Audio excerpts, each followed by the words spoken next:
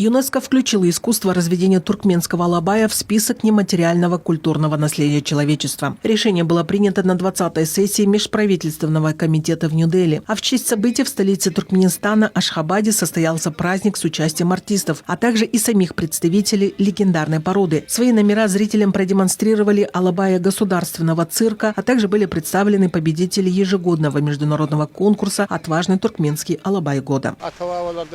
Это очень радостная новость. Наше национальное достояние, наследие, перешедшее к нам от предков искусство разведения туркменских алабаев, включено в список нематериального культурного наследия человечества ЮНЕСКО. Мы должны особо отметить, что туркменские алабаи на протяжении тысячелетий были неразлучными спутниками жизни туркменского народа. Они отличались своей преданностью хозяину, бесстрашием и мощью.